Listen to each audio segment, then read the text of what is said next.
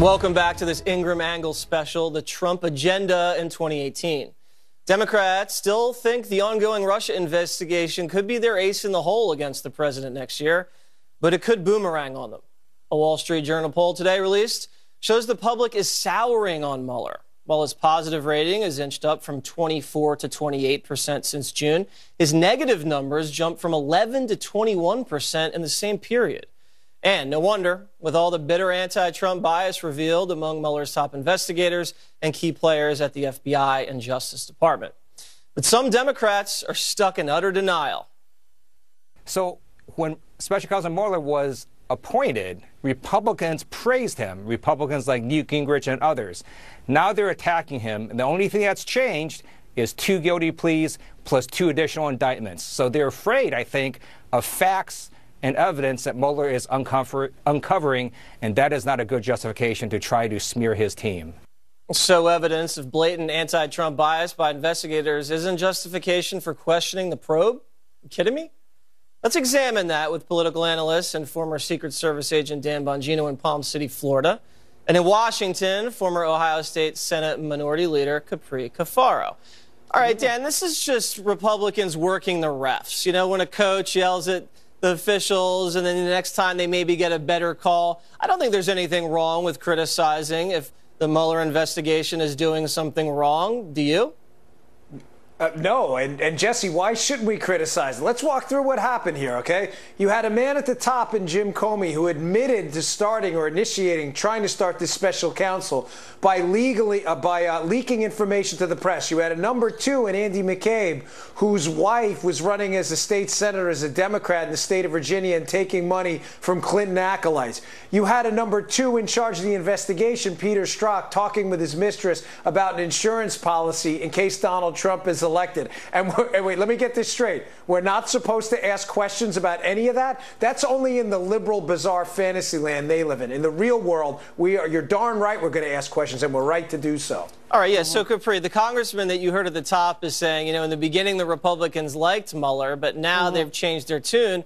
I think Republicans have changed their tune because of what Dan said. I mean, they're hiring a bunch of Clinton donors and former Clinton lawyers. They're having to fire guys from trying to subvert Trump and talk trash about Trump.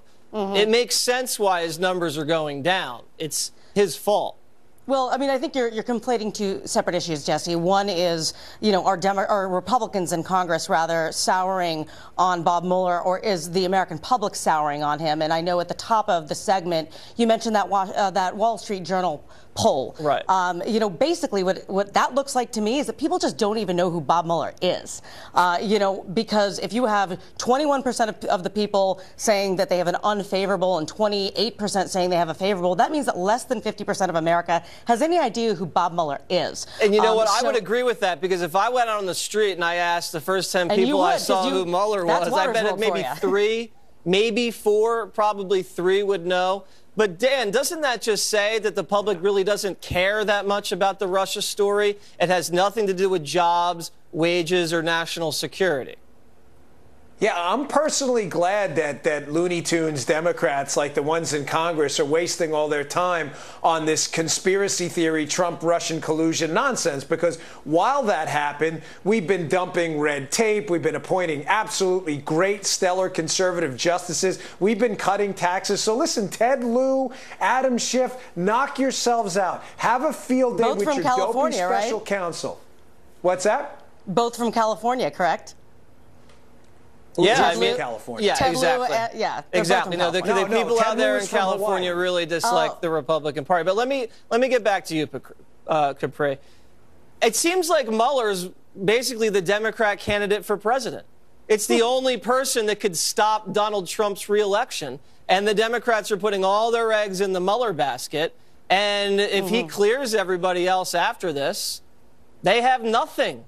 Look, I think that there's a camp of Democrats out there that, hope for the worst, that think that, okay, if President Trump fires Bob Mueller, which he said he's not going to do, but if he does it, then that opens the door for obstruction of justice, and therefore they can go after impeachment and go down that rabbit hole. I think the Democrats want President Trump to fire Mueller because that's all they talk about. There's a camp out there that thinks that. There is another camp, and I belong, frankly, to the other camp, that believes the best path for Democrats is to show that they are adults in the room, to show that they can govern, that they are putting people first. I'm from Ohio. We care about jobs. Certainly we want to make sure that the Russia investigation is done, and the American public deserve answers in a fair manner about that issue, about what happened in the 2016 election.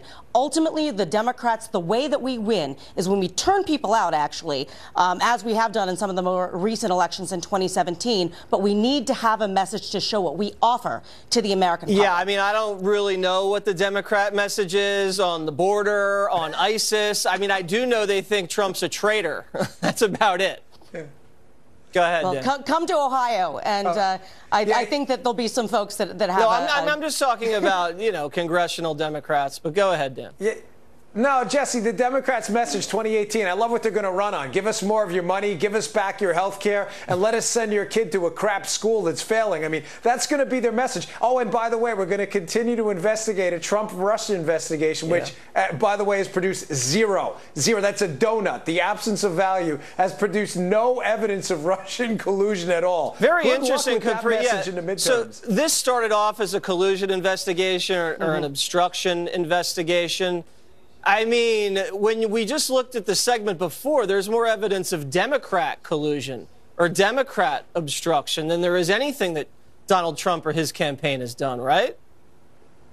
I don't know who you're asking that question to, but I think that, again, the American public deserves answers regardless of party, whether it's Democrat or Republican. I agree with that. So, if there's smoke and fire, we need to have an impartial investigation regardless of the party. There's no smoke. All right. Well, listen, I think we'll just wait to see how this thing plays out. Could take months, could take years, but, I think we'll finally get to the truth, hopefully. Guys, I got to run. Let's hope. 2018 is set to become a make-or-break year for President Trump's immigration agenda. Should he use the looming fight with Democrats over DACA as leverage to achieve his goals? That debate when this Ingram Angle special returns. I never dreamed that I'd meet somebody like